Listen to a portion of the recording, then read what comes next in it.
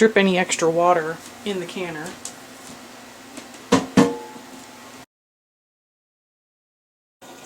Hello, howdy, and welcome. I'm Kathryn, and I'm the Aerogarden Homesteader. Today I am canning green beans. I just got some fresh from the garden. I've had some sitting in the fridge for a little while, so I really want to can these up, and I hope I have enough for a minimum pressure canning load. So this is a low acid food. It has to be pressure canned. Minimum load for my canner, I think a minimum load in general is just 4 jars, 4 pint jars. So I have my canner set up with my 4 pint jars. I have the temperature on, so they're heating. This is going to be a raw pack, so I need hot jars, hot boiling water, which I have on the other burner there, ready to go, and raw green beans. So I'm going to take you along for this. Pretty much they said the only prep I need to do is to break off the stem end, and on some of these they've already been broken off. So I'm going to try to go through these real quick and break those off, and then I will break them into smaller pieces and fit them in the jar. So I'll speed through this part, and then I will bring you back when I start stuffing jars.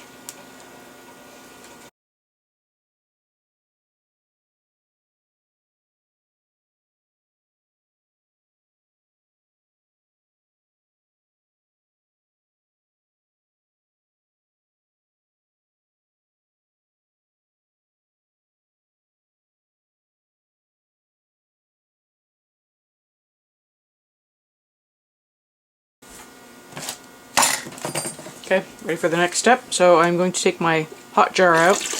I do have some Tatler lids that I'm going to be using. So I'll show you how those work. I have them in the canner heating up as well. So I heat mine up with them in the ring, so it makes it easier for me to pull it out and keep everything contained. So I'm not trying to chase down the rubber gasket and the lid going in separate directions. For me it's just easier that way. Now I'm breaking these up kind of in, I don't want to say bite-sized pieces, I'm just breaking them in half. And it did say to pack the jar. So I'm going to try to get these in as tightly as I can. Although, you know, I don't really think it matters too much for these because I'm probably the only one eating green beans. So, you know, if I pack them a little loosely and it's just not as full, I'm okay with that. Because I'm packing raw, I think these will end up floating later on, which is perfectly fine. Okay, almost there. Okay, I'm going to call that, I got room for another one. Okay, there we go. So I'm going to get my boiling water. I'm going to bring it up to, so I'm using a Tatler lid. I'm going to give 1.25 inch headspace. So they need just a tiny bit more headspace than a regular flat. So I'm going to give it a little shake, get some bubbles worked up. This is a debubbler tool. You can use anything that won't scratch the jar. So if you're going to use a butter knife, just go gently with it. Okay, I'm going to double check that my headspace is down just a little from this line. This is an inch line, so if you feel to this, it's an inch. Now I'm going to get my lid. And this is why I like to keep it in the flat, or in the band, because I can take the whole unit out and not worry about it. Now to use these, the way I like to do it is I push the flat up and I hold the gasket in place, turn it over so it fits on top. Now the gasket's there. I put this on, hold with my finger, and I go until it starts to turn, and that's tight enough. I can put this in. You can't over tighten those. You have to tighten them after they come out there. It's a slightly different method to the normal flats. And I will just go on to the next jar. I will just speed through this.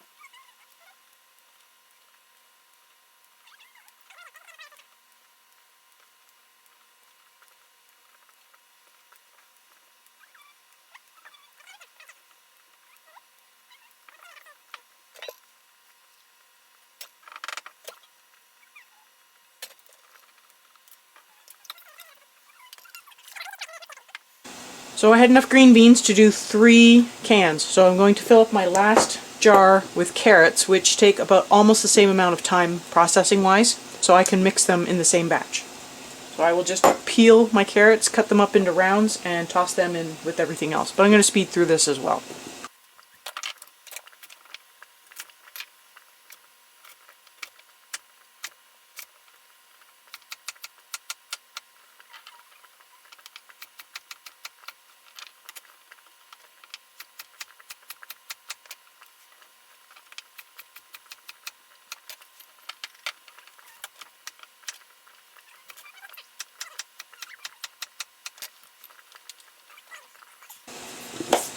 Okay, it's important to peel carrots because the skin can harbor bacteria and other nasty things.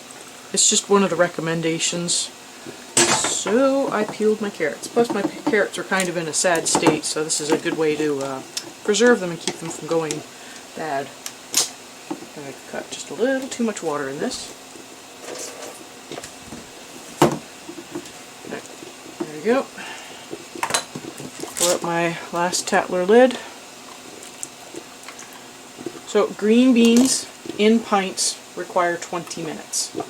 Carrots in pints require 25 minutes. I will be processing everything for 25 minutes because the item with the longest time takes priority. So I got this going. I will get my lid on. But before I do that, I try to make sure that my well, not my pressure gauge, but my vent valve is free and clear so it can vent properly. I will be bringing this up to a boil and then venting for 10 minutes. So I want 10 minutes of steam to come out of here, and I always start my timer when my little safety gauge comes up. After that, I'll put my weight on. I require 10 pounds of pressure for my altitude, so this is the proper weight. And then I will process for 25 minutes. Once my 25 minutes are up, I will turn the heat off and let it sit until the pressure has come to 0.